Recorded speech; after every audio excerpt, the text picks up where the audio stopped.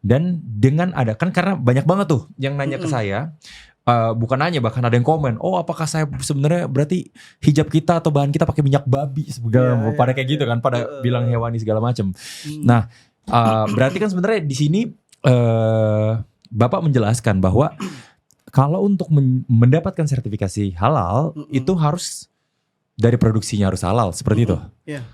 Produksinya harus, penjahitnya harus halal seperti itu, atau sampai keluarnya halal. Emang apa saja sih Pak yang dicek untuk mawar hijab ini atau produk-produk lainnya untuk bisa sampai ke posisi halal? Terutama khususnya di mawar hijab ini kalau untuk kerudung. Jadi kalau dalam proses pemeriksaan sertifikasi halal itu Mas, jadi kita mesti melakukan pemeriksaan dari bahan bakunya, asal usul bahan bakunya gitu. Jadi bahan baku yang digunakan itu harus sudah halal begitu. Nah ini yang nanti akan digunakan sebagai bahan baku. Harus sudah halal, saya tanya sebentar ya Pak, harus sudah halal atau harus sudah bersertifikasi halal bahan bakunya? Harus sudah bersertifikasi halal. Harus sudah bersertifikasi halal, berarti dari pabriknya harus sudah bersertifikasi halal dulu? Baru lanjut lagi. Oke, silakan Pak, dilanjutkan lagi. Jadi sertifikasi halal itu kan kita berbicara ketertelusuran daripada produk itu sendiri.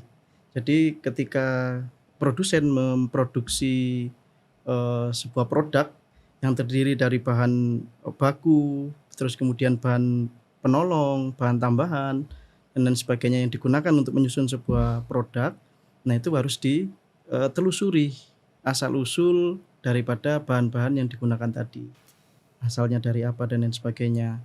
Nah itu dari sisi pemeriksaan bahan baku. Terus kemudian sertifikasi halal itu bukan hanya pada bahan bakunya, tapi pada prosesnya. Nah proses produksi ini itu